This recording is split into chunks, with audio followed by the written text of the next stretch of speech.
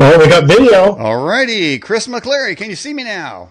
I can. How about me? Hey, you're right there in beautiful color video right there. Chris, welcome back to the Edge television broadcast. Gosh, it's been a while. Thanks for having me back. Well, it sure has. You know, we need to talk to you, my friend, because, man, I don't know whether we're having some nightmares out there or what's happening. But, man, this world's falling apart, Chris, and I want to talk to you about dreams. Maybe somebody's got the goods on that. But before we get going, Chris, how did you and why did you start the National Dream Center? Well, actually, I didn't start the National Dream Center. This was a project started by George Ure back in 2010, I believe. Mm-hmm. And I think he was mentioned on a show here recently. George Ure, alternative economist and futurist, and he was interested in future dreams, precognition. And he himself was thinking that it was a real phenomenon, but he wanted to get some more insight from some other folks. Mm-hmm. So he started a database. He started the National Dream Centers, mainly just a website. All right. And just as soon as he was wanting to relinquish the reins on that, I was graduating from my Master of Art program over in Virginia Beach, transpersonal studies, and it was really big in dreams. I was in the last class of Dr. Robert Van de Castle. He is a very well-known psychologist, pretty old, but he's written several big, thick books, got some thick glasses. He was the expert on dreams internationally. So it was really good to learn from him and Henry Reed and all the rest of the folks there. And it just kind of fell in my lap, and he was looking for somebody to hand it off to. I took it over. I kind of had the same background as him with MBA. Mm-hmm. And now an MA in dreams. I actually started the transpersonal studies in order to find my mission in life, because that was one of the classes that was there. And it told me that I was supposed to be a psychologist, which would make sense why the flying fighters didn't really appeal to me after about 15 years. I really started to get burnt out and tired of the whole gig. I actually have the gun barrel there as my last hurrah going away gift there from Nellis Air Force Base. But I started the National Dream Center then. My part started in about 2013 ish, and probably January 2014, and then we started our very first Project August, which we'll probably get into, because last time I was here we were just about ready to hit off August. Because Project August is about whether or not the dreamers could predict the big headlines in August it would be 2014. And I was on your show, I think around June. So we were just talking about what the project was and kind of hypothesis of precognition and that sort of thing. But we didn't really know anything. But now we do. And I had some really amazing results that we'll talk about later. But I was asked to come to the International Association for the Study of Dreams. They call it the IASD, and that's where you got all the bigwig psychologists, psychiatrists, counselors, psychotherapists, and that are heavy into dreams. They all congregate internationally every year, and they asked me to come out there and give my results for Project August, which are nothing short of eye-watering, really. Mm-hmm. Mm-hmm.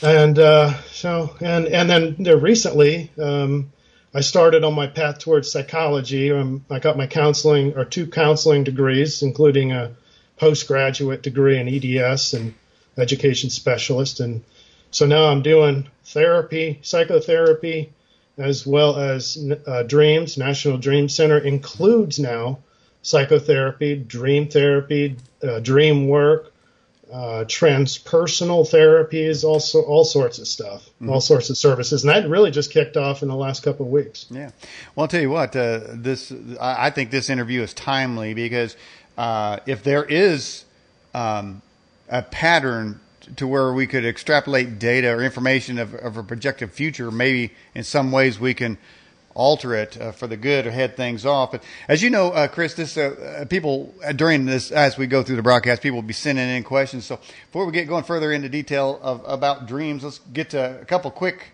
dream questions just popped in the inbox there. Now I had to think about asking this one, but hey, we're we're an equal opportunity offender. A guest or a viewer says, what does it mean when I have a dream about Daniel without his hat or his boots on? Now, you're going to have to ask Daniel that question. Well, that's a dangerous one right there. The writer of that question, okay? I'm proud of you for even asking that question. I probably would have just left that one aside. Well, I was thinking, what do I do with that one? But hey, I have been known to have train wrecks in broadcast, so I just figured that'd be a good one right there. Well, maybe it was a precognitive dream, and eventually Daniel's going to be taking his hat off for whatever reason. Maybe he's, I don't know, proud of shaving all that hair off, just like Chris McCleary did. Man, I tell you what, that question can go many different ways. All right, let's get to this question here from a dream runner out of the live chat. It says, why am I always running in my dreams? Well, I'd be asking about the underlying emotion in that case. Can we ask him that? What's the emotion? Are we fearful, or are we in seeking something? Okay, because we can be running from something, or we can be running towards something. Mm-hmm. Okay, goal seeking. Okay, dream runner. I hope you heard that. And okay, he did answer it. He's in the live chat. He says running from something. Would be. Normally, when we do some dream therapy, and we can go through a little bit more detail later, but I'm really looking deeply into the underlying, normally unconscious emotions that are in the dream. And in this case, it's fairly straightforward. It would be fear. And so I would like to know if it was a recurring dream or if it's just a single dream that he's worried about. I'd like to know how vivid it is, what he's running from, that sort of thing. And we can relate through analogies and metaphors. Probably something that he's avoiding in his life. Okay. Chris, as far as dream goes, now people send you their dreams, do they not? Yeah, they sure do. We've got a big forum, and they've been posting dreams since 2010. Mm-hmm. All right. In the amount of dreams that have come through, in a wild guess, how many dreams of others have you probably read about? Can you say that question in a different way? In the time that you've been running the Dream Center, and maybe before, how many dreams of others have you looked at? Of others? What does that mean? Well, people send you their dream, right? Do you not read them? Right. Yeah. Yes. Yeah. Okay. So have you read hundreds of dreams? Oh, just how many dreams are in the forum? Wild number. Yeah. Oh my gosh, I wouldn't even know. It's going to be thousands. Okay. I don't even know how to answer that question. Okay. Well, that's what I was looking for. Okay, so you've seen others, you've read about others' dreams in the thousands. Yes. Okay. In those dreams, can you recall whether you see a specific trend of a specific setting of a dream that seems to be reoccurring or more than others? Yeah, over the years, there's one common dream that's going to be coming out. It's either apocalyptic or it's World War III. And I've been seeing that before I even took over the Dream Center. World War III, and we've got the threats constantly every day, and it's almost accelerating now. We're almost back in the 80s again, or 70s, whenever we were hiding under chairs and practicing nuclear war. We're beating that war drum again. Yeah. And it's sad that it's not people that are causing it. It seems to be governments. But how is it that governments operate so autonomously like that? I mean, is there two classes of people? I mean, what is there any way we could ever get the government out of the way and let the people run their own countries? No, there's not. There's not two classes of people. That's I think people don't understand is they design the two different groups and make them look like they're extreme opposites, but meanwhile both teams are moving towards, well, I guess it'd be the left? I don't know, towards bigger and bigger and bigger government, more control. I mean, and then if you take a step backwards and look at the nations themselves, who was it that said, was it Rothschild that said, I don't really care who runs the government as long as I'm running the finances, I'm really in control. And apparently the only countries that are still left that don't have that Rothschild-style bank or that private central bank, a Federal Reserve, is North Korea and Iran. All right. And here's a question, another question. If some people say that we live in a matrix or a holographic universe, it says, if so, why do we dream?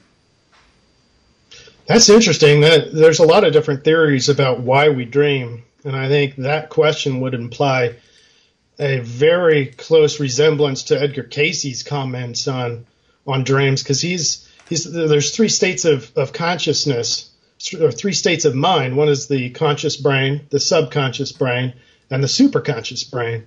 The superconscious is akin to the collective unconscious, or the kind of the collective mind, if you will. And Cayce was more, I don't think he ever said the words, but he was kind of inferring that it was more like a kind of a deity place. The superconscious is where the facts are coming, the real stuff, the real insights are coming from. And dreams are deeply tapped into the subconscious. And that's across most of these theories. It's very attuned to the subconscious, but Cayce said that the subconscious then is what's tapped into the superconscious. So he says that when you have a really vivid dream, chances are, and it's meaningful to you, and that's up to interpretation, and sometimes you need help doing that, but when you get a vivid dream and it's meaningful to you, that you probably are receiving information from the superconscious. Wow. All right. Here's a question from guest 486. If one is to abuse a substance, well, I don't even like that question. What substance do you recommend? I don't know. I don't think we're subscribing to people take drugs here. All right, let's go to this question here. What's the difference between a lucid dream and normal dreaming? Well, lucid dreaming is where you know that you're in the dream as you're dreaming. And there's different levels of lucidity. So you've got very low levels. So you know you're in the dream, but you feel helpless and everything is happening for you. So it'd be like a 1 on a 5-point scale. And then if you work up to 5 out of 5, then you're not only know that you're in the dream, but you're controlling what people look like and whether or not you're flying away from threats, or you might even be creating certain threats for certain healing processes in your life. I know a lot of dream researchers are doing lucid dreaming for PTSD folks and facing their fears or phobias. It's a very effective way of handling that. Did I answer that question completely? Yeah, I think so. Okay. All right. Another next question from Kat. What if I dream I'm looking up into a UFO on the ground, just looking up and seeing a UFO? Well, Carl Jung would say you're insane. Is he? I don't know. I don't agree with Carl Jung in that regard. I do agree with Carl Jung in a lot of his theories, but that one, I don't think so. First of all, there's too many insiders that are out there reporting that even there's UFOs that are man-made, and extraterrestrial. You got a combination. What it looks like, the highest probability is that there's a combination out there. If you see a UFO, there's chances it might be a man-made object or a alien-made object. But if it's in the dream, now we've got all sorts of different theories. I would ask whether or not it's simply day residue. Have you been watching the History Channel and Ancient Aliens or some other broadcast? Or maybe he saw a UFO. Day residue, by the way, is where you're just regurgitating in your dream, what you saw maybe in the movie or something last week. Or you might even have day residue from something significant 20 years ago. I always hear people talk about a dream within a dream. What exactly does that mean? I love that phenomenon. And I haven't really had a chance to explore that a whole lot, but basically you're in the dream and you take a nap or whatever, and now you're dreaming in the dream. And then I've had another very talented dreamer. She was really kind of tortured throughout her whole life. So I've noticed that PTSD folks and trauma victims have a deeper link to precognition, deeper link to vivid dreaming, and that sort of thing. It's almost like a skill that got unleashed in them, and it can come back to whip them in the butt when they have their nightmares or night terrors, which is also subjected to or caused a lot by trauma. But let's see, going back to the question, dream within a dream. Was the dreaming in a dream? She was having another layer in there. So in that dream of a dream, she was taking a nap and having another dream. Yeah. And then you wake up from the one, and you're like, oh, wow, that was a really refreshing sleep. And then you realize you're still sleeping. And, hey, you know, there's a movie I saw not too long ago that has that exact dream within a dream. It's I think it's called Night Skies, and it's actually a movie about the UFO in 1997 that flew over Phoenix. And it's supposed to be based on a true story, but a woman was in a mobile home traveling, and she was asleep, and she looked up, and there was aliens looking outside the window, and then it startled her, and then somebody woke her up out of that dream. So that was a good example of a dream within a dream. But I wonder, could there be a dream within a dream within a dream? I mean, is it limited? I would surmise it's only limited by the limitations of the mind and how much they can remember. You know, part of this is just the recall. But I wanted to go back to that UFO that was seen over. I think it was called the Phoenix Lights. They were F-16s that were dispatched out of Luke. I had just left, go to fighter pilot training and out in the Navy in Pensacola, and well, the word is that one of those wingman, he was a fairly young guy apparently, and when he got down on the ground, he went and called MUFON, which is the kind of the national UFO reporting agency, and some guys showed up then that night, took him off to the loony bin, and nobody's ever heard of him since. I see. All right, next question. What if a dream? What if I have a dream of a disaster, like a crash, and it comes true? Well, I see that all the time. We have a lot of examples in our work. It's a precognitive dream. A lot of people are haunted by it because they feel helpless. And if you see a lot of these dreams, you don't really know it's a precognitive dream until you know it was a precognitive dream, until it's too late. And so they're kicking themselves. What good is this? Is this just taunting me? Well, I have an example I talked about on another radio show where I actually put it to use, but the dream was that the driver was basically in a car wreck, and so we switched drivers, and we're able to there was an accident actually, but I was the new driver, but we were able to evade the drunk driver that was coming the other way head on.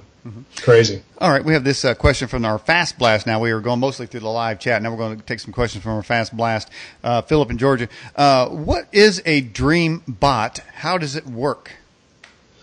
Yeah, the dream bot is a name that I coined. It was George Ure. I was trying to do some linguistics. I think it was on an eclipse in April of 2014. And I don't remember what the words were, but it was just astonishing. I put a news article out, and George Ure happened to see it, and his friend Grady, who was developing his linguistics program. It's kind of akin to Cliff High and George Ure when they were together. They were doing that whatever bot that was. It was some linguistics bot. Man, by golly, I can't remember what they called it. But anyway, they broke up. They separated ways. And Grady developed this program called Nostracotus, and all it does is go out to these websites, and it starts counting words. And the theory is that people unconsciously start talking about certain things before it happens. It's kind of, this theory, if it's true, would go towards the superconscious or the unconscious. There's, I did a recent article that I think a lot of people should read, actually, and it was called 5 Reasons to Pay Attention to the Collective Mind or the Collective Unconscious, because of this very thing, is that we know the future already before we even realize it. And that's the theory. Now, I'm not speaking facts. This is just a theory.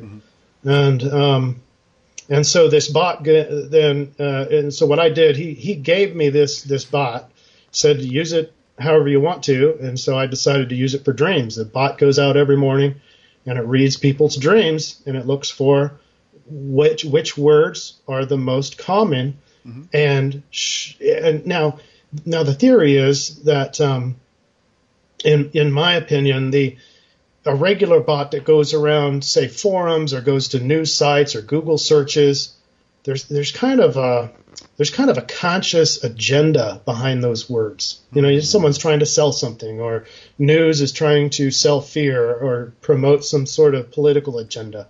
Well, dreams is a layer behind that, because it's not most people aren't consciously changing their dreams. If they are, that's called lucidity, and that's something special. Mm-hmm. But the vast majority of us aren't controlling our dreams. We're just kind of along for the ride. Mm-hmm. And so therefore we're deeply into the subconscious. And in this article that I wrote recently, it's collecting all these different minds and philosophies on the collective unconscious. And most of these theorists, and this is important because, like this guy, these two philosophers from France, David Durkheim, he called it the collective conscious. And I bet this is back in 1893, for God's sakes. And about the same time, Gustave Le Bon, and he calls it the racial unconscious. So we had one of them conscious, the other's conscious, but the commonality amongst them both is that there's an entity beside the group, beside the individuals, that is being created by the group or by these individuals grouping together, and it's a coercive force upon that group. Okay? And so I'm thinking that I'm proposing that the dreambot, by going into the subconscious, we're able to see what this collective mind is doing. Wow. If it's a kind of a mind of its own almost, or if it's been influenced, if it, okay, listen to the people who've been influenced over the years by Le Bon and Durkheim. So Hitler, Mussolini, Edward Bernays, he was the propaganda masterpiece in, I think, 1920s-ish. The cousin of, or some relative of, I forget his name.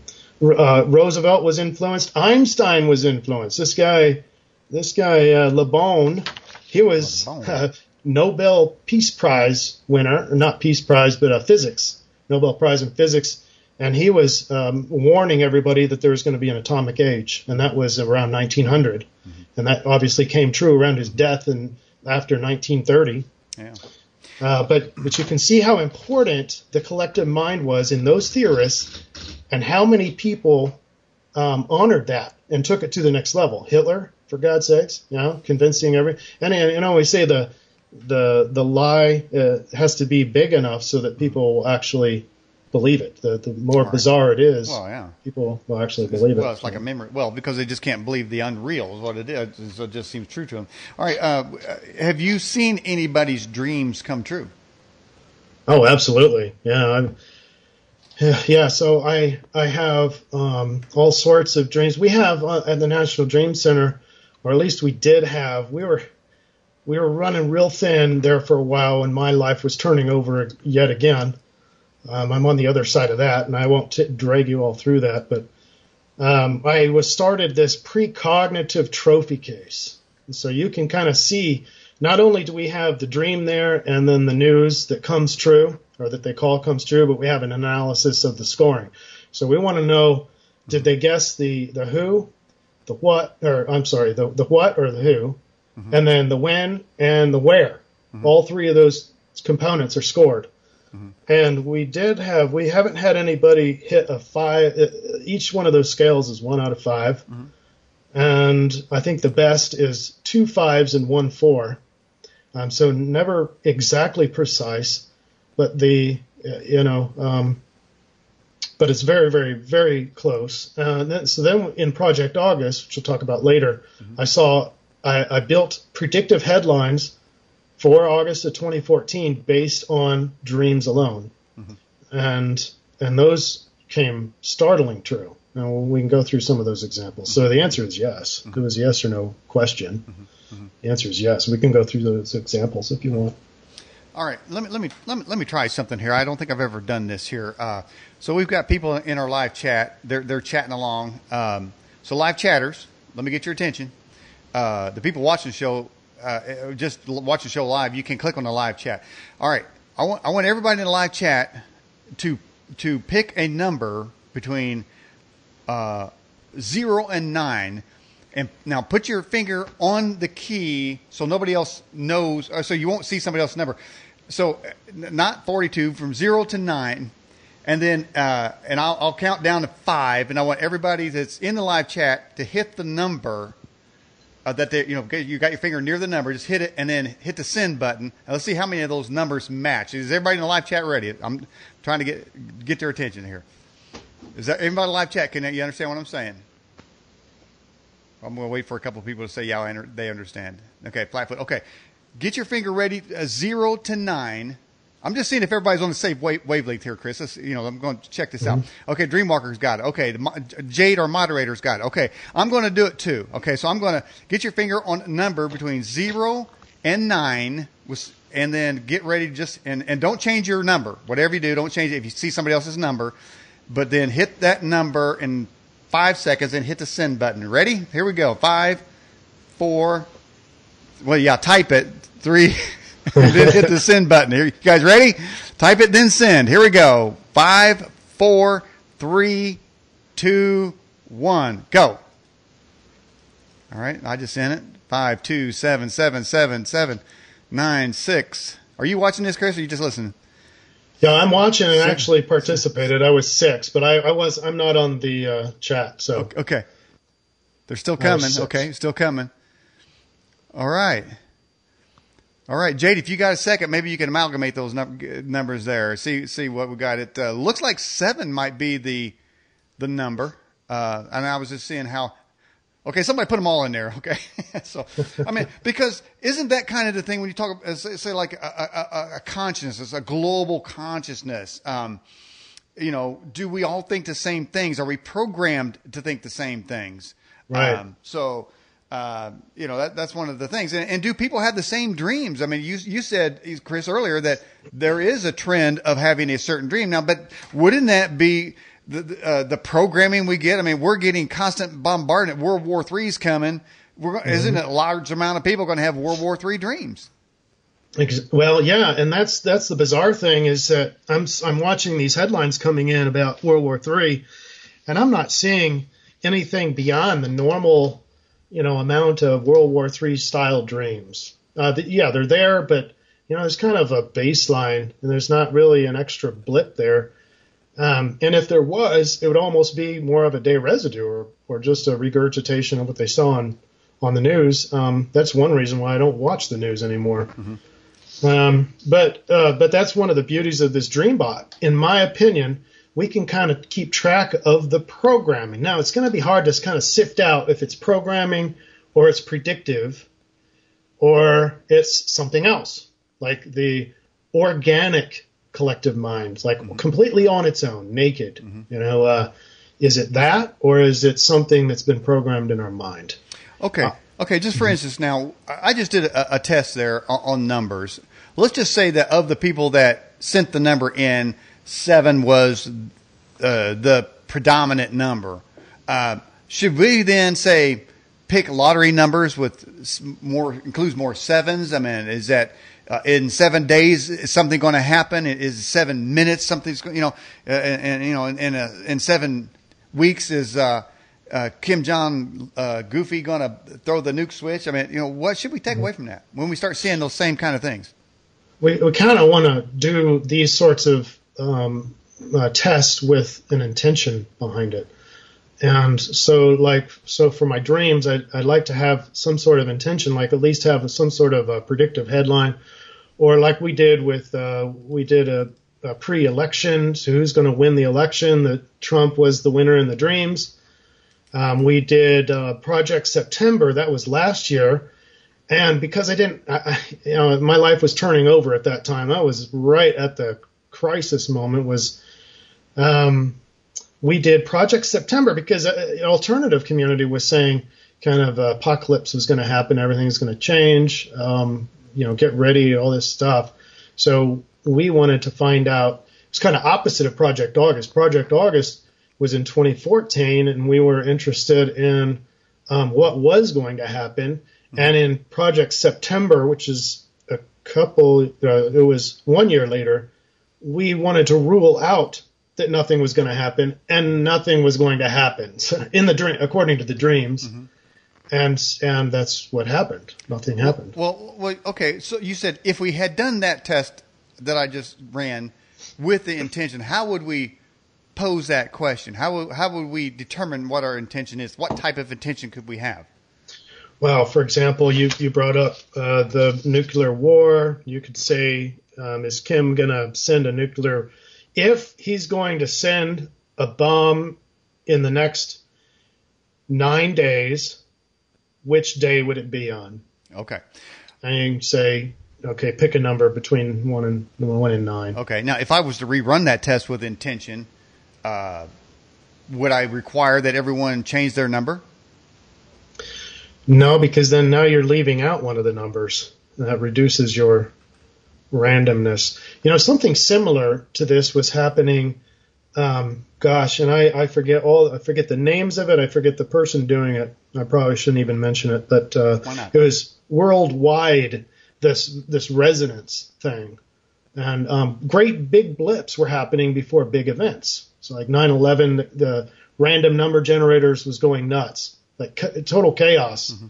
But then when everything was in resonance, so the random number generator they were kind of all in harmony. Mm-hmm.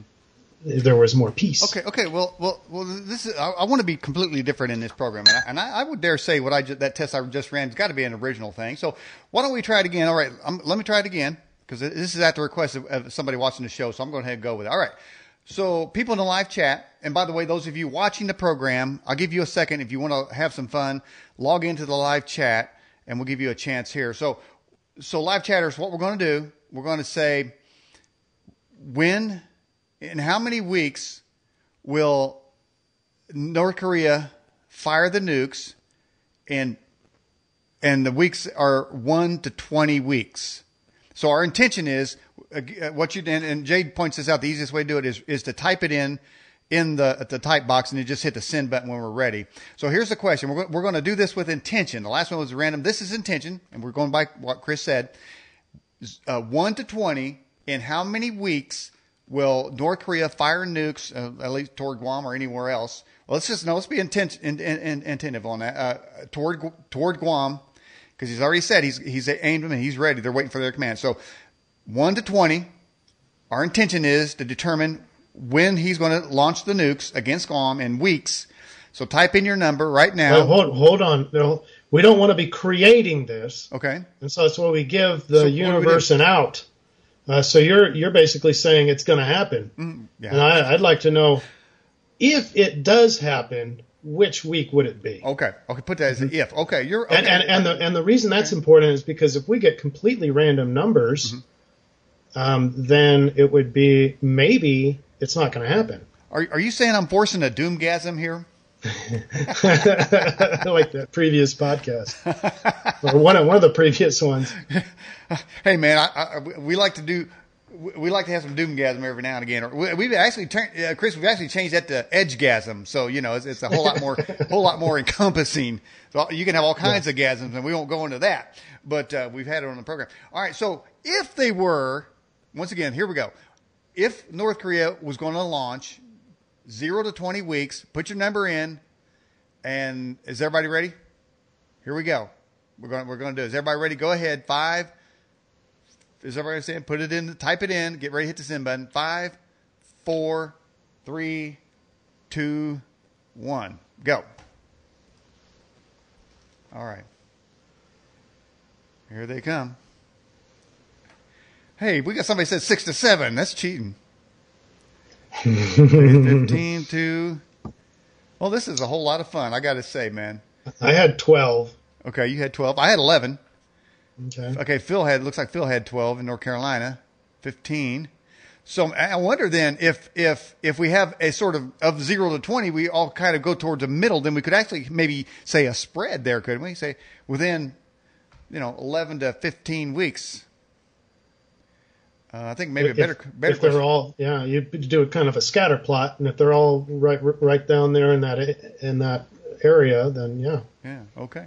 All right. So now there's that. Now, what about the intention of dreams?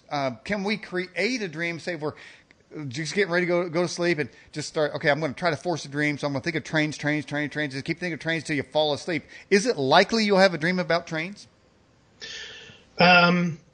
It's probably going to be a little bit deeper than that. There is a good chance that you'll have that. And we're talking kind of now hypnosis, because hypnosis is very subconscious. It's tapping into the subconscious. We're putting suggestions into the subconscious brain. And that's important because 95% of our life is driven by subconscious emotions, behaviors, cognition, effect, which is the same as emotions, but feelings, that sort of thing. It's all subconscious. So when you're falling asleep by saying trains, then there is a good chance that you will have a train dream. Mm-hmm. Now, I want to take that concept, though, and make it a little bit more meaningful. Is one of the protocols I did at Atlantic University was from Henry Reed. It was a 30-day program, mm-hmm. and we kind of did that. We made intentions every single night for 30 days, mm-hmm. and we said basically have this life problem. What problem do you want to solve? Mm-hmm. And you would ask your dreams. I said, I would like to have a dream, and you'd say this over and over again, but you'd have a little script. You'd write it out on a piece of paper, and you'd say, I want to dream about the solution for this, and this, or just one thing to make it simple. Fold it up and put it under your pillow. And no matter what you dream, you write it down the next day, or maybe you had 3 dreams, and you don't analyze it just yet. You wait until you have a week's worth of dreams, and now you look at your whole week, and you look at the big themes, the big trends, and you can see whether or not there's an answer to your problem. And you take your best guess at what the hint is. Maybe something's totally unrelated to trains, but maybe your problem is, should I buy this train stock or not? Maybe that's the problem. And you don't have any dreams about trains, but you have some other emotion, like everything is loss. You're feeling abandoned, all that stuff. And that might have to do with you're gonna take a hit if you buy the train stock. And so then it's an iterative approach. Then mm-hmm.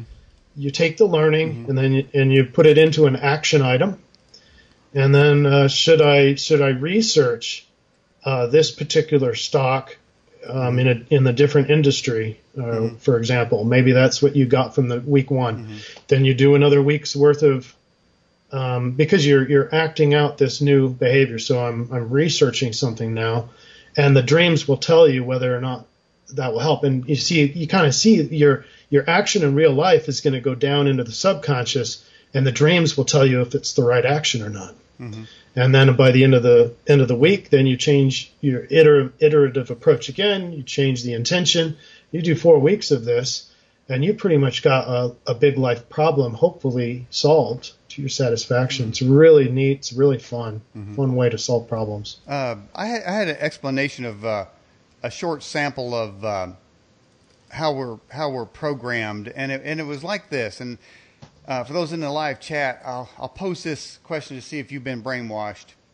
A man went running from his home, and he ran around, but he came back to his home where there were 2 masked men waiting for him.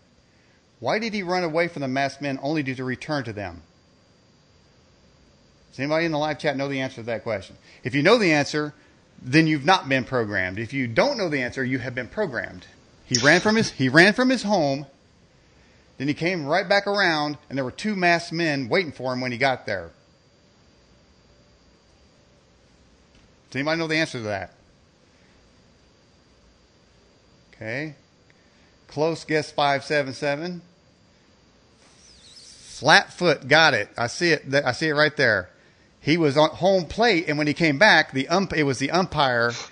You see, so we've been programmed. So the rest of us have been programmed. Well, why would a guy do that? You think, but sometimes it's so obvious like that. But that's a matter of programming. So, in a larger sense, Chris, we're many of the things that we think during the day we've been programmed. So, wouldn't that be controlling our dreams? Absolutely, yeah. It's going to be the predominant factor. Your unconscious emotion processes that have been undigested, basically. And just some of the symbols and dreams work in metaphors. But there's also an element, and Carl Jung was big on this, that you're going to be influenced by the collective unconscious. That's not different than what you said, actually. The collective unconscious is another form of programming. They can tap into the collective norms and opinions and what school considers facts when they're not really facts. That can be mass control. Well, see, I don't like the idea of being controlled. I don't like the idea of entities of any kind seeding my dreams. I want them to be mine. Sometimes, and I guess in most cases, Chris, I think what we're saying is that we can't control them, but at some point, information is being pumped into our subconscious to control us. Is there any way to stop that? Well, that's what I'm hoping to do with this DreamBot at some point when we get enough data. And we have enough staff that can look at each one of these factors that I would like to look at some point, we might be able to sift out programming versus what the collective is creating. And that, why that matters is that awareness. And, a lot of people, they'll go on this, you're creating your own reality, and they'll get big on that. And so they would look at the DreamBot and go, well, you're kind of creating fear. If you're posting DreamBot results that are all about war, then you're helping create that war. And I'm in a different opinion because I'm not hiding from problems that are in the psyche. I deal with real significant trauma, real significant past emotional memories, nightmares, etc., on a daily basis with clients. And we can't hide from them. And when we face them, and just like these terrifying dreams, when you become lucid and you're being chased by a monster, big things happen, big insights happen when you have the guts to just turn around and go, what the hell do you want? Or something, or maybe kindly. Maybe if you've got the nads to do it kindly and wrap your arms around the monster, really neat things can happen. But it takes a lot of skill and a lot of practice to do those things. Okay. Well, Chris McCleary of the National Dream Center, right at the top of the hour. Before we go to our 5-minute break, why don't you tell the folks a little bit about the Dream Center and how they can be a part of it? Yeah, the National Dream Center is at nationaldreamcenter.com. You can post dreams. They don't have to be precognitive. You don't have to be a precognitive dreamer. That's what we started with, but the DreamBot likes all dreams, and so the dream posting is all free, and you can join the chats, and you can have a public profile. Also, if you're having significant problems with your dreams and don't feel like you want to be public about your dreams, we have a dream support group, which is a private place to go, and it's free. It's also free. And then we've got dream therapy. We have regular psychotherapy, we have counseling, we have life coaching, all those sorts of things. And then, of course, we've got the daily DreamBot. Daily DreamBot runs. I also have a new Facebook page that is kind of helping promote the counseling side. Again, this is the brand new side full of paid services. And I'm really excited about it because what we're doing is healing the collective mind. So we're focusing on programming, and if you're watching news, which most of the people in the United States are and around the world, they're getting fed with a bunch of fear, and that's what their dreams are going to be, very fearful. But I've noticed that the DreamBot is fairly balanced with bad and good.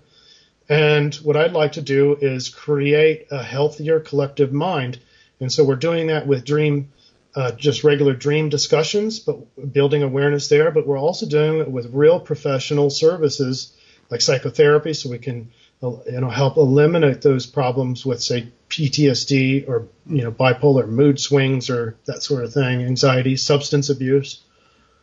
Okay. So, okay. All right. We're going to take you out of the picture and turn you down. We'll be back with you in 5 minutes.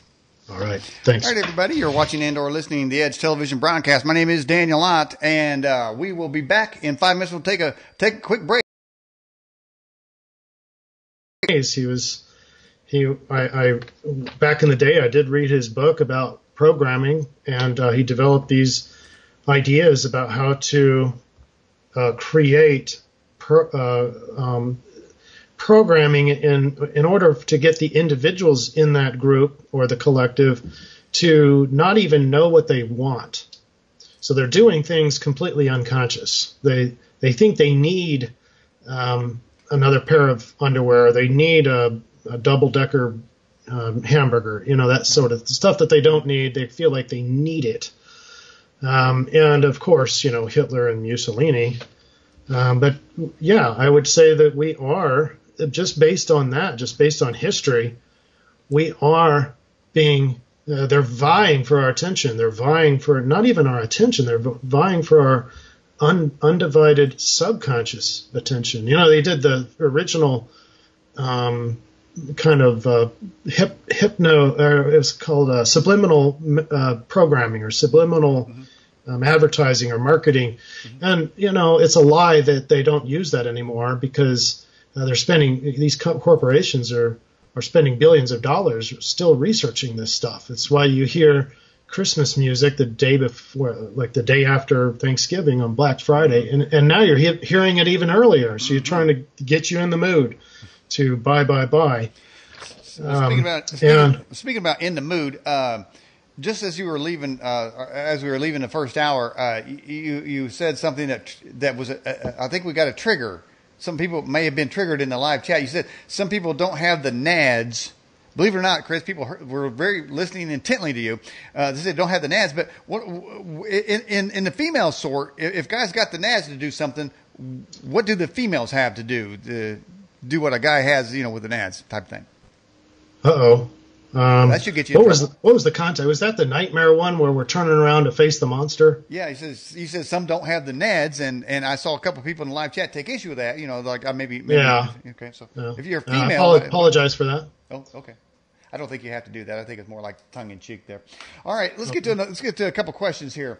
Can electronic frequencies influence your dreams? I believe they can. In fact, I just read an article yesterday where the individual, he's a lucid dreamer, and he is doing some things on a computer, a real software program, through the use of brain computer interface, BCI, and he's doing that in his dream. So he's gonna go to sleep. He's gonna wait. He's with the BCI on his head, okay. And he is going to indicate that he's lucid now by moving his eyes a certain way, and then he is going to move a box from one side of the screen to the other side in the dream. And in the dream, he's successful. He wakes up and finds out that he is indeed successful. So that's kind of electronic waves. And we also know that the moon, allowing yourself to see or be exposed to moonlight, has beneficial effects on the quality of your sleep. And it looks like the data is that you'll sleep a lot less when the full moon is out, okay, and you can see the rays. Okay. And which kind of makes sense, but theoretically you'd still feel energized. Okay. Even though you're sleeping less, and you'll sleep more when the new moon is out. Well, can the moonlight rays go through your house to get where you're sleeping, or are you talking about somebody sleeping outside? No, they'd be coming through the window. Ew. So, like I know I used to just black everything out because I didn't want any light. And then a lot of us are in the cities, and it's kind of hard to differentiate city lights from moonlights. But under that theory, the city lights would be disturbing to your dreams, or at least the quality of your sleep. And then I know I've asked other people this question, Chris, but I can't remember if I asked you this question. A lot of people's beds have a gap, the bed frame and the floor. And I know for a fact, because we talked about this, a lot of people don't like to have their hand down there because they feel like something underneath the bed could grab their hand. I count myself, though I'm an alpha male cowboy, as you can plainly see, but I'm not putting my hand down. That's when a cowboy gets scared, okay? I get real scared. I don't know what's underneath that bed. I think there's something down there. I think like a portal that's created. What do you think? What do you think, Austin? What conjured up in my mind was a real situation last week when my daughter, or it was 2 weeks ago, my daughter had her pet snake escape from her cage, and I'm like, great. And I'm thinking it's just going to crawl over me, and I was thinking it was hiding down underneath that bed for 24 hours, but it turns out you can look at my Facebook page. It was crawling up the blinds. But anyway, is this you're talking, you're in the dream and you're lucid and you don't want to reach down underneath the... No, I'm talking about awake at night in the dark. And we're, same thing with, Chris, I think I'm coming from another dimension here on this one. I mean, it's the same thing as the closet. Some say that at night, if you go and open the closet door, whatever's underneath the bed's probably in there too. You never thought of that, I guess, eh? I mean, it could be because I'm a Midwestern cowboy. We have these kind of fears, but is anybody? Let's put it this way: anybody in the live chat, have you ever pulled your hand back from laying it over the side of the bed because you think your hand might be grabbed? Or is the cowboy the only one that ever thought that? But it also could be a dream. It also could be connected to dreams, Chris, and that maybe we're just getting to that REM state, to kind of fading away. Two different universes are colliding in some kind of dreamy way, and there's creatures that are coming and going. I mean, and a lot of people's dreams, are there not creatures? And I see a body behind me. Yeah, absolutely. When you're talking about astral travel, when you're talking about these otherly realms, out-of-body experiences, a lot of the brain waves that are happening in your physical brain are with you in that astral travel, and thereby creating an environment that is commensurate with the frequency that you're putting out. So in layman's terms, if you're afraid, if you're maybe post-traumatic stress disorder, you're constantly in a chronic state of fear or anxiety. And if they were to dissociate extremely and go out of body, we're looking at potentially a very horrific, almost feel like hell, because it's attuned to that frequency of fear. Well, Chris, I'm trying to crack you up, and I'm having a little bit of trouble tonight. But I'm not done yet, okay? Cowboy's never done, okay? We're going to come back, okay? We're going to get back on the horse and start riding again. If there's some sort of portal, all right. Like you mentioned a portal underneath the bed, yeah. I think the portal is going to be somewhere like the pineal gland, or maybe the heart, or somewhere, somewhere where there's a connection to that soul. You had the guest on that was talking about where the soul was, a neuroscientist. That was a phenomenal podcast. It's great. I think the portal is going to be within us, not outside of us. Oh, all right. Question come in. Do those that smoke and drink a lot alter their dreams? Well, yeah. I mean, I work intently with substance abuse folks. I work with dual disorders, so have some sort of addiction, plus you've got some sort of emotional problems or PTSD or something like that. And absolutely, a lot of these, well, we can talk about marijuana, for example. It traditionally has it forces your body or your mind to stay more at the delta level. So initially, when you fall asleep, you're at the hypnagogic state, and then you go straight down to delta. And you do that for 90 minutes or so, and then you come back up a little bit, and you get the REM stage. Well, and as the night goes on, you get longer REM stages, which is where the dreams are, and shorter delta. The delta stages down here are for your body rejuvenating, and the REM stages is more for your mind and emotions to heal and rejuvenate. And so by the end of the night, you might be in an REM stage of 45 minutes. Okay, so what marijuana would do then, it would bring you down to the delta and kind of tend to keep you at delta. So you're not really having a whole lot of dreams. A lot of weed users are reporting that they don't have a lot of dreams, or if the people who have a lot of dreams will report that they'll have less dreams when they smoke pot. Now, that's not everybody, but most of the people who have been abusing or using a significant amount of pot, after they stop suddenly, then they have these whacked out, crazy, vivid dreams. There's a certain term for it. I forget what it is, but in essence, now the body is allowed to come back up, and it's going to, because the mind hasn't been able to rejuvenate up at the REM stage, it's probably going to stay up there a lot longer. So what you're saying is Democrat dopers don't dream. All right, here's a great question.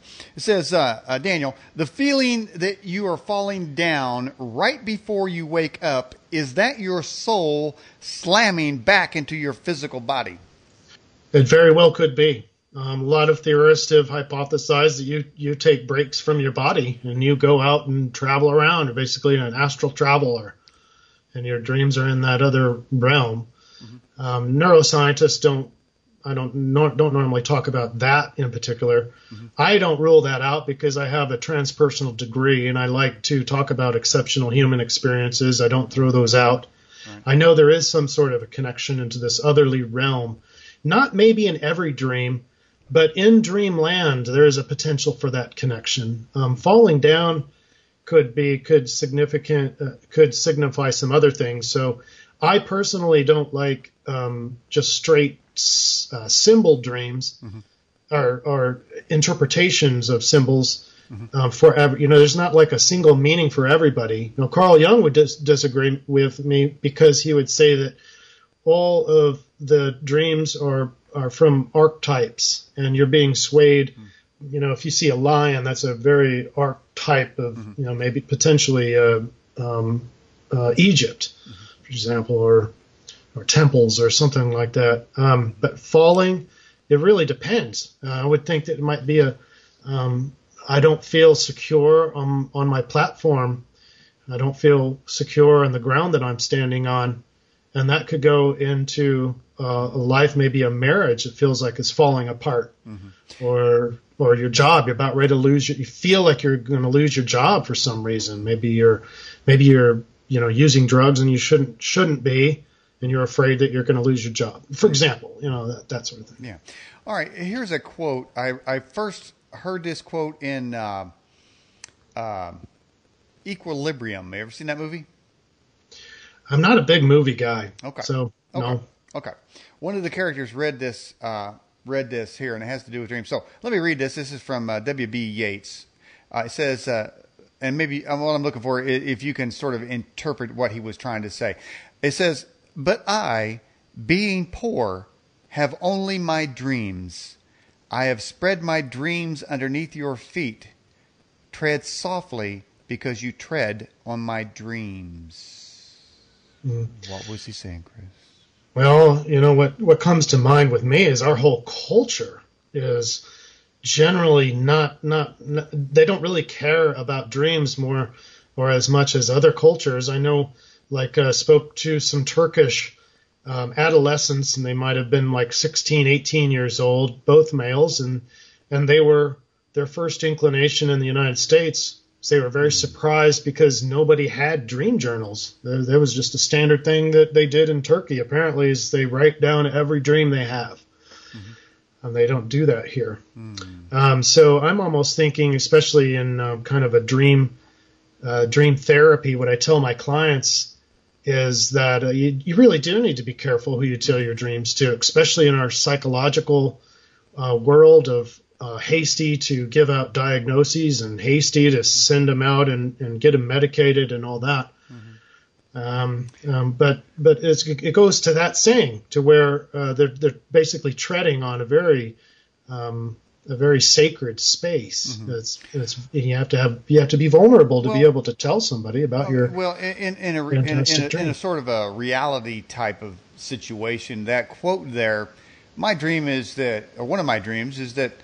And I actually used the broadcast with it, is for people to stay and listen to somebody who may have an opinion diametrically opposed to you. And by nature, people don't do it. I mean, there's somebody maybe having all these truths on this broadcast, and then they'll say something that the other person say maybe finds offensive or is diametrically. And at that point, whatever else they say, stuff that maybe save their life, bring them health, wealth, money, love, is totally reduced to ashes because that one spot where they say, I don't agree with that's crazy, and they dismiss them. I try to get people to say, why don't you just listen, and then, we're all better if we can listen to each other. So one of my dreams is for the country to be at peace and to love one another. But this dream, of course, was shattered today in Charlottesville as my dream has been treaded upon violently. My dream of a peaceful nation where people aren't put into groups and isolate themselves and hate everyone who doesn't believe like them. So my dreams have been treaded upon today, Chris. I'm absolutely with you. I think the human condition resides on this idea of categorizing. I think we feel more comfortable. We think we have this illusion of comfort when we can put them into a box and we go, okay, so now I know where they're coming from, and now I don't have to listen to anything they say because they said this one thing that's off, and I'm going to put them in this particular label. And we just start categorizing everybody. And this box here, that's my favorite one. So I'll just hop into that one and only listen to people who stay in that box. And well, meanwhile, we all have different ideas. Christian, kind of really doesn't mean a whole lot when we got 23,000 different translations. It really takes a little bit more to, if we want to label, it's going to take you a little bit more more questioning to accurately put them into the appropriate box. Because Christian really is kind of broad, just like Buddhism is pretty broad. I have certainly questioned that. One thing you can say about, say, Islam is they seem to have one version and they've had it forever, and they sort of that could be. They sort of mock Christians in that very sense, is that, hey, every year you guys got a new version, so which one you going to buy this year? You guys just are wishy-washy that way. But I caught a little something in the first hour with you, Chris, when you said, and you don't have to elaborate, but you said, it sounded to me like maybe one of your dreams was treaded upon and something happened in your life that may have been of a negative sort. And it sounds like something treaded upon your dream of a happy life, or at least disrupted it at that time. So did you have dreams about whatever that was? And you don't have to say what it was. Did you have dreams before whatever that was happened?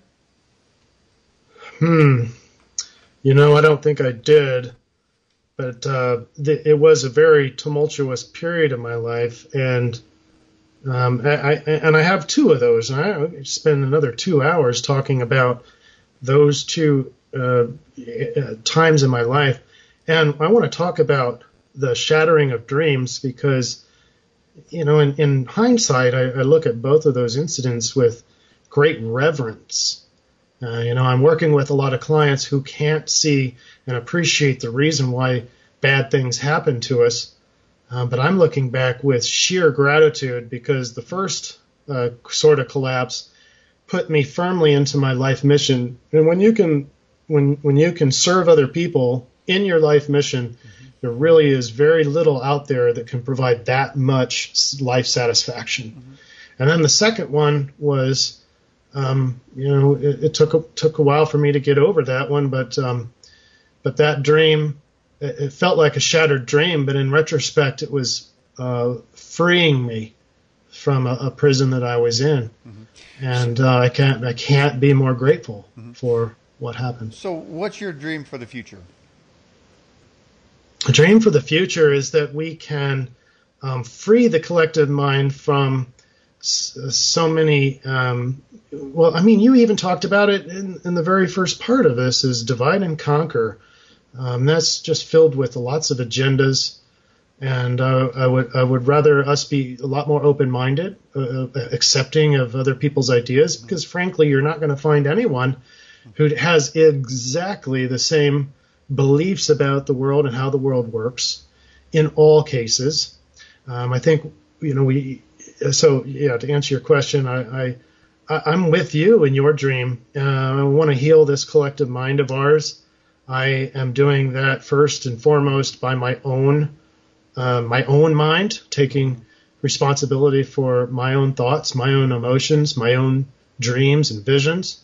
And then I'm going out and helping other people one mind at a time, clean up their problem sets.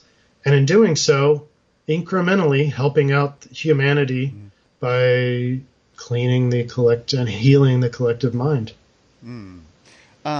What have you ever worked with people that dream about dead relatives? Oh my gosh, I had forgotten all about this. I was hoping that we would talk about it. I had a phenomenal. It was really a kind of a telepathic healing dream, not just for me, but for an old acquaintance of mine. Mm-hmm. Okay, so this might take a while. It won't take more than a half hour, but just a few minutes here. But it's a really cool dream. Right. It was very vivid. I was walking into this huge it felt like kind of a warehouse. It had the big lights and fluorescent lights, and there's this big stage, and there was mattresses everywhere lined up, and they were ready to use. They were laying out all over this warehouse. And I saw lots of people on the mattresses. And then I walked around the corner, and all the way at the end of the warehouse, I saw my dad. And my dad had just passed away. Mm-hmm. Now, just a couple hours before he passed away, and it was in February 21st of this year. And I told him that, anytime, you have no reason to stay here because he's in a lot of pain. Okay. He's not really talking anymore. Okay. And I told him back to me whenever he wants. Come back to me in a dream, for example. And so he did. I saw him at the end of the warehouse. He was laughing. He was playing with a little baby. And I'm like, that's weird. My dad doesn't like babies. And so he's giggling and laughing and everything. He doesn't see me. I see him. Okay. And then behind the baby, I see the old acquaintance of mine. I figured it was his baby. But then I remembered that he had a miscarriage. So I decided to call him. I called my old acquaintance, and I said, I feel compelled to tell you this. I know I'm thinking that my dad is with you, but I was thinking the miscarriage was several months before. When was the miscarriage? And he says February 23rd. So 2 days after my dad died, they had a miscarriage. I thought that was absolutely amazing.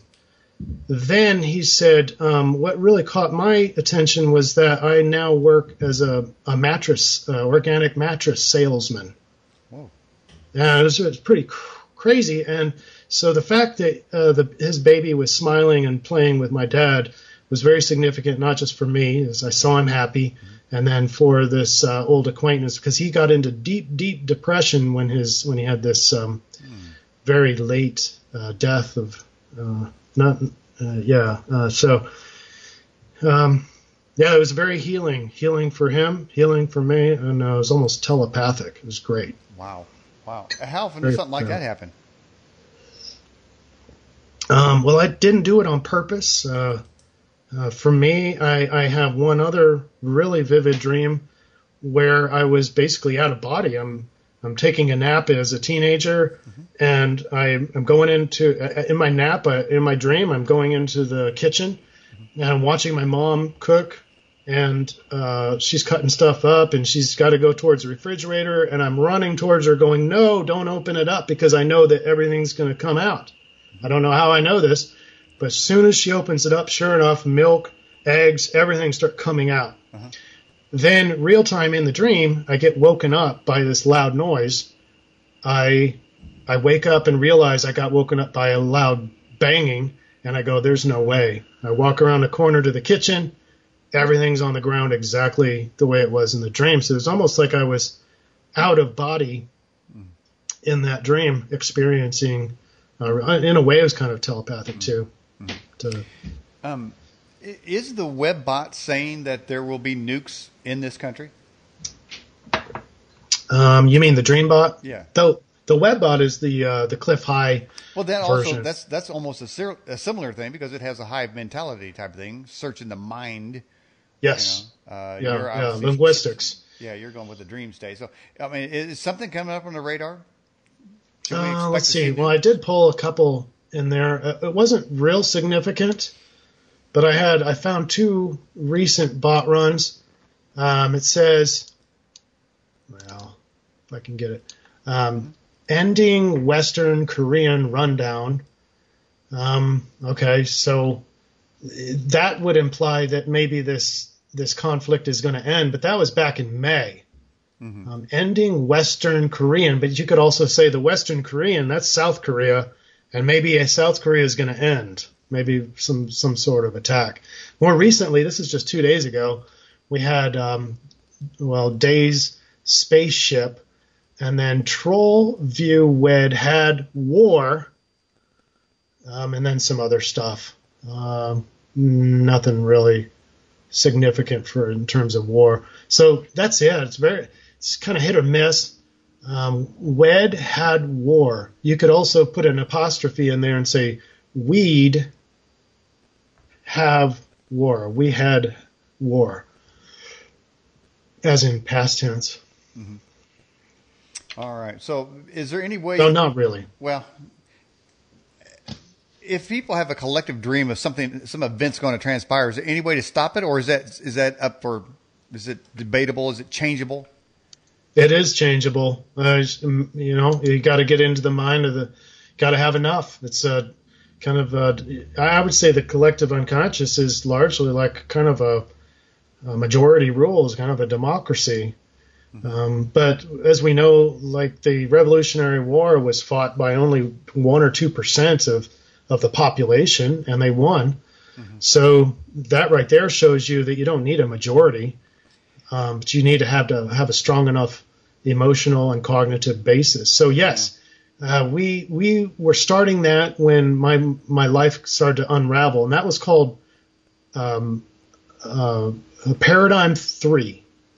And in Paradigm 3, we have two sub-paradigms. Paradigm 1, that's predicting things. That's what we did in Project August. We did it very accurately. Paradigm 2 is all about creating. And the idea here is that if we can get Paradigm 1 people, because, like a lot of these people, they only fall in one or the other. No, we can only predict. There's only fate. There's no creating. And then the other people would say, oh my gosh, no, we create everything in our life. And I would like to marry up both. And I would say, what is Paradigm 1 seeing? What are they predicting? And then I'll take that and move it over to Paradigm 2. And I'll have them pray, intend, meditate on something different, a different outcome. Well, you mentioned about intentions in the first hour. We were trying to get the hive mentality, trying to see if there was something we could get on with our tests in the first hour. You mentioned intentions. There's a doctor out there that says there's, I think he wrote books and CDs. He's very rich. Called The Power of Intentions. How much actual effect does that have? It has a powerful punch in the individual work. So in our psychotherapy, the intention behind it in terms of what the patient wants or what the client wants is paramount. In terms of collective and what we're building as a nation, it's going to take a lot more than just one person.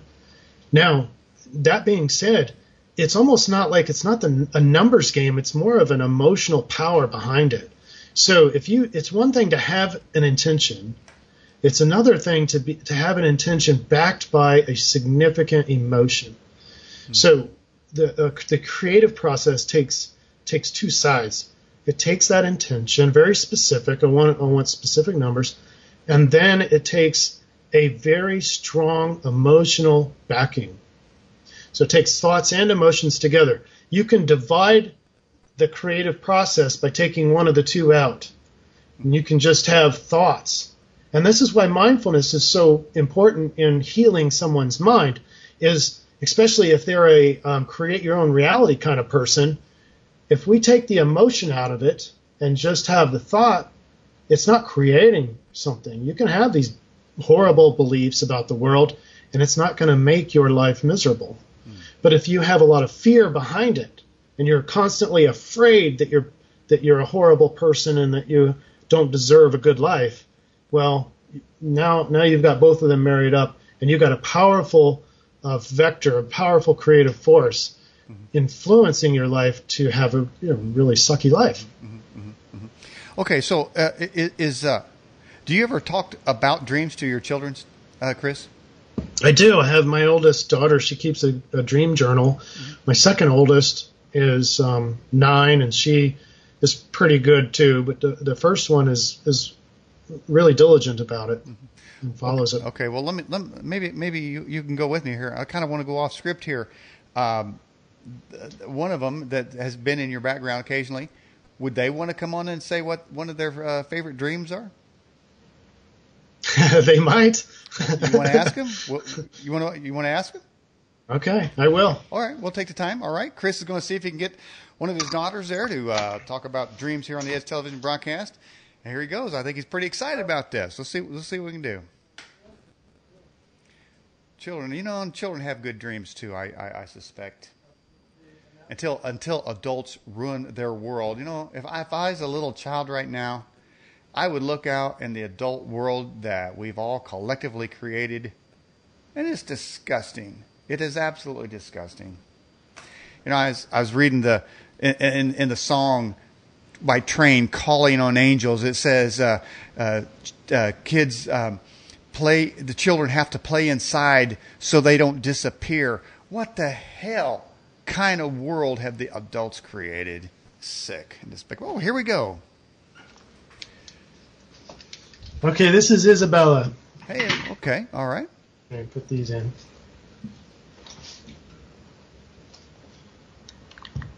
Hi, Isabella.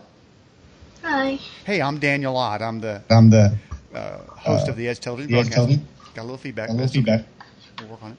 Isabella, so have you had dreams? Mm-hmm. Okay, you want to share with people what maybe one of your favorite dreams or recurring dream has been? Well, my favorite dream has probably been I was in a land where there was like desserts and cookies and all my favorite snacks and stuff. Wow. Okay, and so now does Dad not let you have those snacks during the day? And so you dream about it at night, wish you could have them? No, we do get to have them. Okay. Not all the time, though. Okay, Isabella, have you had any scary dreams?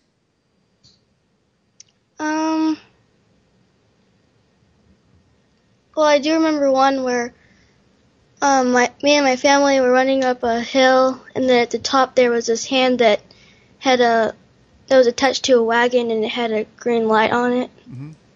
Is a wagon with a green light?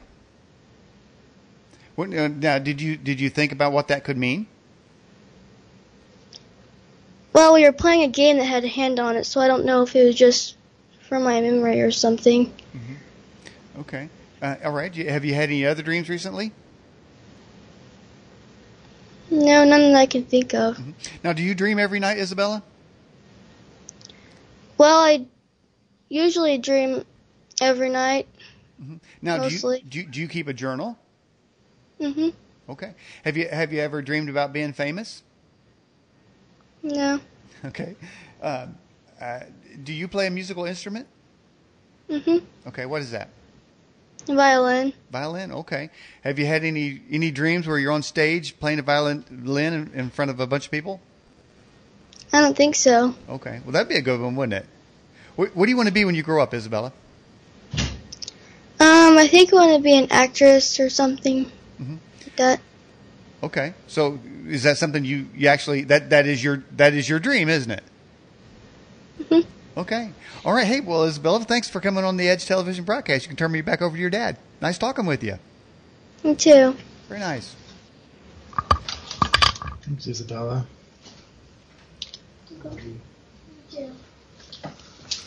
Well, that was sweet. She wants to be an actress. That's awesome. She's talented to be all sorts of things, including a violinist. She's really good. All right. Well, actually, it's interesting. I as my first instrument in grade school, I had a violin, but I kept turning it sideways, and I wanted to play guitar. So I guess I knew I'd turn into a cowboy because you can't be a cowboy without playing a guitar. All right. That's right. All right, let's get back to some questions for you, Chris McCleary of the National Dream Center. How can lucid dreaming influence your real life? In a creative sense or in a healing sense? I guess we could do both. In a healing sense, we've shown scientifically, the literature shows that PTSD and trauma-based issues can be fully resolved with lucid dreaming. Now, the problem is it can take substantial time to just learn how to do lucid dreaming. There's certain techniques like looking at your hand all the time and doing reality testing during the day, which gets you into the habit of reality testing at night. And when you don't pass the reality test, bing, I know I'm dreaming. But that process can take an extraordinarily long time for a lot of these clients, and so you have to weigh that. It's very helpful if some of your clients already know the lucid dreaming, and then you can give them techniques on what to do next. I've done that a couple times, but in terms of creative force, yes, I don't have a lot of examples here because I don't work in that way. But in terms of just creating reality with the lucid dreaming, but you could test out a lot of things in your life. You could in lucid dreaming, you could go practice a certain profession for one night and see how you like it. For example, you could kind of find out what talents you have, what skill sets you have. Since we're into dreams, I don't know if this has any effect on it. We were talking about this on a program the other day. There are some people that say have an accident of some kind. They might go into a coma or something, but they come out with the ability to speak in another language. How is that? Have you heard of that, Chris? I think I have heard of it, but I don't know. I haven't read in depth how that would work. Okay. Now, Casey's one of those that could just lay on a book and learn the whole book while he's sleeping and just absorbs it all. Maybe it's something like that. Some people have also claimed, Chris, that some of their dreams are demonically inspired. Let's go to the dark side for a sec. How does that happen? Where is that from? When somebody says, hey, I saw a devil or a demon was trying to attack me or put a demonic dream in my head. I mean, is there in all the dreams, have you come across people making claims like that? Yeah, I had a rash of night terrors when I was doing residential substance abuse counseling last year. I was keeping tabs on all the people that were claiming that there was this dark black male figure at night that was terrorizing them, strapping them down to the bed and almost suffocating them. And in night terrors, a couple of the clients called them demons, but they were all the same. It was a kind of a translucent figure, dark black. They called it was male, but now, as they reflect on the dream, they don't know. There's no reason that they would have been able to know it was a male because there was no extremities or anything like that. But it was probably the way that they treat him. He or quote unquote, he never talked. And it was night terrors because they were helpless, basically terrorized, and they couldn't do anything about it. They were paralyzed and frozen. Now, there's one common thing across all these dreamers. Most of them were female, and all of them, 100% of them, had suffered horrendous trauma. Trauma tends to bring us back into those dream states, into those mind states and emotional states that attract the horrific, hellish dreams.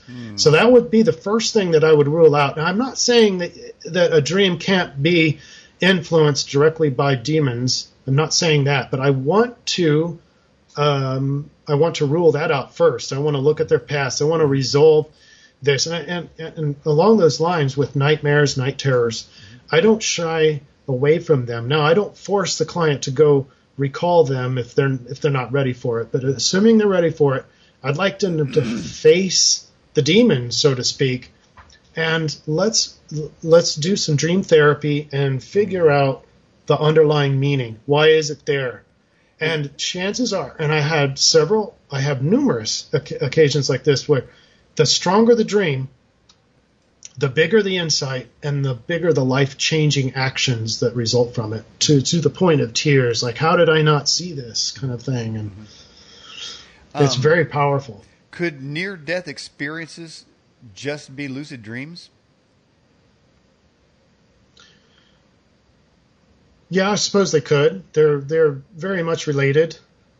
And, the remembering astral travel is just like remembering a dream. So it's almost like they're in that same kind of field, wherever and whatever we do during that time, it is kind of related. Mm-hmm. Astral travel, OBE, lucid dreaming, yeah. Is it possible to send a dream to someone else? There have been studies on telepathic dreams, and based on my own personal experiences, I believe it is real. I haven't done a lot of work with it.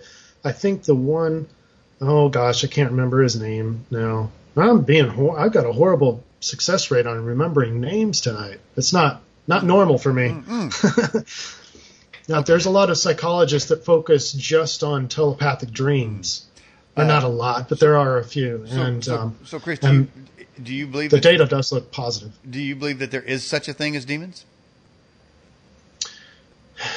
I do. Yeah, and there's a lot of worldview here too, and I kind of look at some of the work that's been done in the Disclosure Project when they talk about openly the government programs that bring in extra-dimensional. This is far different than extraterrestrial. They're bringing in extra-dimensional beings, and when they come from a lower spectrum, they tend to look and act like demons. Horrific. Okay. Have you came across, this is from our moderator, have you came across people that can control the outcomes of their dreams and then redo them if they don't like them?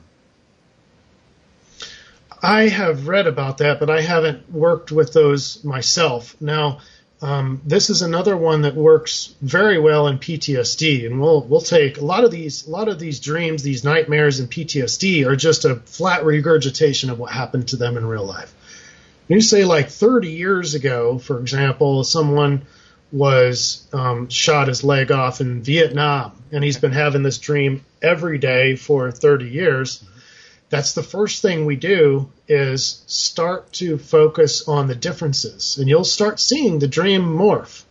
And when you start putting awareness on the difference, he'll start seeing the dream not only reduce in severity, but actually change, so to the point where the leg wasn't even blown off. It was the bomb was over there, and I got out fine. Something like that. Has anybody that has wrote into the Dream Center, or you've talked to directly, has anybody ever said that they changed their life as a result of their dream? Oh, yes. Yeah, that's what I'm talking about, the nightmares. The nightmares are... the dreams tend to increase in intensity when there's something the subconscious needs to tell you. Mm-hmm. And if you're not getting it, if you're not interpreting, you're just kind of, it was just a dream. It's going to come back. If it's meaningful, it's going to come back more severe. It's going to come back more bizarre, more vivid, more emotional to get your attention. Mm-hmm. And that's one of the theories in strictly where nightmares come from. But in those nightmare works, was some of the most satisfying therapies I've ever done because of significant life changes based on just one dream. It's incredible. I don't know where you stand from a spiritual standpoint, Chris, but do you think that God ever speaks to us in our dreams? Absolutely. I think that's one of the intentions that you can produce is an intention to hear from God on one or some issues. Mm-hmm. I would like an answer on this. Now, chances are, when you do that, you're going to get dreams that seem like they have nothing to do with what you asked for. And that's where the metaphors come in. You got to look at the analogies. And especially look at the underlying emotions that's happening in the dream. Will tell you a lot about the work. There's a really good book called The Spiritual Anatomy of Emotion, and in it talks about kind of the right side of the brain and how all these these spiritual phenomenon are coming from emotional work, right? And emotions kind of process in both sides of the brain, but especially that right side, and the amygdala. And when you can not avoid your emotions, but actually process those and live with them and even be grateful for them and kind of listen to their messages, this is kind of an advanced view, you can also start to have spiritual experiences just on that method alone. Mm-hmm. Mm-hmm. There are a number of scriptures in the Bible that talk about dreams, and there's whole chapters of it, really. Like I think in the book of Daniel, the king there had dreams, and he was looking for somebody to interpret the dream. So, is there a way when somebody gives a dream, shares a dream with you? Do you have people or crew or yourself? Do you try to? And I'm sure people want to know what it means. So, how do you interpret somebody's dream? Well, there's a lot of gut reactions, and I think that's valuable too. But there's a lot to say about what the dream means to them. And so one of our big rules in our forum is that we don't tell people what their dream means to them. You can go online and look for symbols all day long, but it may not be meaningful to that person. Mm-hmm. We tend to, because of people who've been here since George Earp put the site on, tend to interpret dreams from a precognition standpoint. And now we get into Carl Jung's work, and he says that dreams can be all of the above. So not only do you get collective archetypes in your dreams, but you also get hints about the future. You also get hints about the past. That's called day residue. And you get chances to change your life in every single dream. Every dream is a healing dream if we honor it. I've heard it claimed that dreams concerning ourselves it can be a residual artifact of the fact that we are actually in or simultaneously living a life in another dimension, and it's coming to us in the form of a dream. And these are artifacts of that, the dream. So have you ever considered that? Absolutely, and that's a very Edgar Cayce kind of standpoint, where and even Carl Jung and even Freud. Freud was big into dreams as well. He was more into the motivations behind those and the sex piece, which later he recanted towards the end of his life. Mm-hmm. But they all talk about those types of phenomenon, especially from the collective and the group. Mm-hmm. What is sleep? I always hear the term sleep paralysis. How does that affect dreams? Or is that from dreams? Or is that a dream that is paralyzes? Or is something else paralyzing us? What causes sleep paralysis? Mm-hmm. Well, they're still trying to figure out the ultimate causes, but there's a lot of connections, again, back to our trauma, old traumas and a lot of fear. And if there's something happening in your life that gets you really scared and anxious, then people deal with that differently. Some people disassociate completely. They head off to Oklahoma or some other state, and then when they get there, they realize, oh my gosh, how did I get here? Because they're so dissociated with that stress. And other people, they have sleep paralysis. They have night terrors. Now, that doesn't have to be all of them. There could be, I'm not a sleep paralysis expert. There could be some neurological medical conditions that are happening as well. Or it could be an attempted abduction. Alien abduction, man. Yeah, you can't rule that out either. So when I've heard people say they had prophetic dreams, it always seems to be in the daytime. So can people, and then of course you always hear, people daydream, but prophetic dreams in general always seems, like I beheld this, the planet, Planet X coming and whatnot. It seems like more like in a day type situation. Where do those dreams come from? And how can you know if you're having a lucid dream or it is in fact a prophetic dream that you've been given to share with people? Well, I mean, it can be both. I know some people that are doing lucid dreaming, prophetic dreaming, so those don't have to be separated. I also know that it is kind of hard to determine the precognition. It's very difficult. That's what we're working on at the National Dream Center is to develop those and hone those skills. And it takes a lot of analogy work. It also takes a lot of faith and structuring, looking back at your own dream experience. We look at your own, because some people's dreams, they typically come true. The average, you want to know what the average come true is? About 2 weeks. Now I talk to other professionals like Ian Wilson, and he's a regular prophetic dreamer. His typical time frame is about 3 months. So it really depends on person to person. The DreamBot we've seen a sweet spot at 6 weeks, and we've seen a sweet spot in 2 days. But there's a lot of different theories, and you can't rule out the atheist view, because this could be true even in the spiritual side of things, is that some of these, what look like precognition, is just a coincidence. Just the sheer numbers. If you have dreams every day for your life, eventually you're going to have one that really resembles the future. And so if you're one now, I think we can throw that out when you have a dreamer, like we've seen a few of those that have regular predictive dreams. That you can rule out the coincidence theory. Can you think of any of the predictive dreams that are yet to come? Anybody has shared with you a predictive dream? And I guess people really kind of want to know, is anybody getting dreams on what's going to happen in the United States here in the near future? That seems to be on everybody's mind. No, not off the top of my head. I mean, I could go and take a quick look, but I don't remember. Okay.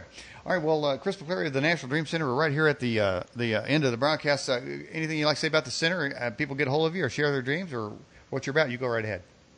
Yeah, there's a lot of free services there with the dreams. The forum is an awesome place to talk about dreams and open and freely, even predict the future. When I get my legs fully underneath me, we're going to start some more projects. Like Project August was phenomenal. I'm going to do kind of a webinar on the results of that, because it really is an eye opener. So get started in joining us with the dreams, and you'll get firsthand information on when those cool projects are.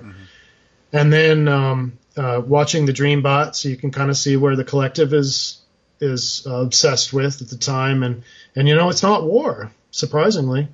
There's not a lot of war there. Wow. So if a war does kick off, we'd say, depending on how long it is and all the DreamBot runs leading up to it, but if it stays like it is and war kicks off, I would say that the collective is missing it. And I also might say that it might be a false flag.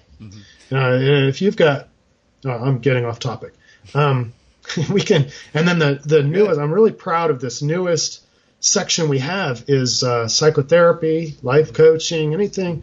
And it doesn't have to be dreamly. You don't even need to have dreams to get our services. So if you're having mood instability, if you're having addiction, you can't really quit a substance, you're getting depressed. We can use dreams, but you don't have to have dreams to get to heal your mind and optimize your mind.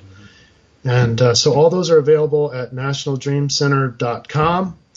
And then again, I have that Facebook. If you go onto Facebook and look up National Dream Center, you can see our official page there, or our counseling arm page, and the regular posts on how to heal your mind, everything from trauma to anxiety, et cetera, et cetera, et cetera. All right, just to finish up on a couple of things, a lot of people like to remember their dreams, but some people don't seem to or can't remember their dreams. Is there any way for people to remember their dreams? Yeah, that's a great question. The things that I suggest to clients are to get to bed earlier to don't spend time on your phone or in front of the computer right before you go to bed. So at least separate that out by an hour. Basically, in order to we all have dreams. I mean, they've shown that we all have dreams, except for the people who've had severe TBI or severe, and this would have to be extremely severe problems with brain development or something like that. But very, very rare to not have dreams at all. And it's just a matter of us remembering them. So the first thing is to have a belief that substantiates the value of dreams. So believe in the dreams, honor the dreams by writing them down. And chances are, and then you can even say, I will remember a dream. And you program your subconscious to get. And then the other thing you can do is to not move when you wake up in the morning. As soon as you move, it ignites the motor parts of your brain, and that's different than the dreaming. The dream also does that, but in the dreaming mind, the only difference with waking reality is that you don't have your arms moving and flying. So when you wake up and start moving, it kicks off that whole region of the brain and that memory of the dream. So before you start moving, at least think of something from the dream. Okay. And so those and you can take some herbs and stuff like that to really enhance the dreams as well. Oh, wait a minute now. Or is that list of herbs on your website? It was. I'm going to have to put that back in. Yeah, you can. I'll send you the link. Okay. Yes, send me the link. But let me just keep you just a little bit, because you inspired me a little bit here. The dream I remember I had last night, I was on a motorcycle, and there was this customized high performance Dodge car that had sort of the stickers on the side. It was just painted, and I drove up on the hood like I was going to drive over it and ride my motorcycle up over it. I was on the hood coming up. Then I realized there was two people sitting in there, and then I got the bike off the car. And then I tried talking to them, and I was hoping that they wouldn't look at the hood. Can you give me an interpretation with that one? Hoping. That was a tough one. Hoping they don't see something. In fact, you know what? It was a Dodge Challenger. Somebody said that. All right. Final question of the night. Have you worked with people who have been sleep deprived and then allowed to dream? Do they have more severe dreams? I don't. I just got out of a bout last week with severe sleep deprivation, and nothing I'd wanted to do. I wanted to sleep, and I just couldn't. It's getting to that point. We tend to sleep less as we age, but when you've got stress and a lot of things happening in your life, it does disrupt. So I'm a victim of my own lifestyle as well, or at least in those stressful moments. But we cure that with good meditation techniques, but particularly right before bed. Hopefully you don't need to take any sleep meds. Well, Chris, what are you saying? Do you have trouble sleeping? No, I don't. I was having some health issues with my throat, and it was like drip, and I had to keep swallowing, and the mechanics of it all just kept me awake. It was absolutely excruciating. So I was tired and I couldn't sleep. Okay. All right, Chris McCleary of the National Dream Center. I appreciate you coming on the Edge Television broadcast. Can we have you on again sometime? Oh, I'd love to come on. It's a fun show. You're a fun guy. All right. In fact, I tell you what, I'm going to dream about myself. All right. In a positive light. Yes, it was Fruz Baba. I will meditate, and I will. And let's dream about peace. I really got to. Let me just say this. I was going to say this after show, but since I feel a kindred friendship here, why do we got to worry about Kim Jong-un when we got our own countrymen running over people in the middle of the street? Exactly. I have more fear for someone faking a Kim Jong attack, and they can do that by just sending a nuclear above us, wiping out all of the electronics in our country, and we're all programmed to think, oh, that was Korea. Damn it, they did it. But we have the technology to stop any missile coming over here. Give me a break. I'm not afraid of a direct hit on the U.S. I'm not. And if it does hit the U.S., then it's a false flag. period. Well, the at least two major groups have been pitted against each other. So, when this country is divided, and everybody says how divided it is, that division has been fostered by our own leaders for political gain. They've been in there for years. And the last thing they want is for everybody to get together, because then they would no longer be needed. It's kind of like there was a show, I think it was called King Arthur. There was a witch in the show, and as long as you needed her, she existed. But when people didn't need her, she just kind of evaporated. That's the way our leaders are, and they will risk our entire country so that they will remain in power and live the lifestyle that they have. So now we've got people that hate each other. We've got police being assassinated in their car. We've come to such hatred in this country. We don't got to worry about foreign invasion. We're going to destroy ourselves. I totally agree with you. I'll tell you what. I'm going well said. I'm going to have I'm going to start dreaming. I'm going to have lucid dreams. In some way we can fix this, Chris. What do you say? I'm right there with you. Let's dream about peace. Okay. Progressing to the next stage of our consciousness. Okay. Well, surely we can live in a higher state than this. But in order to do it, we've got to get out of the programming. Mm-hmm. There you go. That's the hard part. Well, in that case there, Chris, I say dream on, and I'll talk to you again. Okay, my friend? Right on, Daniel. You bet. Good evening. Have a good weekend. All right. Bye-bye. All right, everybody. That was Chris McCleary of the Dream Center, the National Dream Center. If you missed this exciting broadcast, it will begin to replay in the main player directly after the show. Next week, we'll have Laura Maxwell.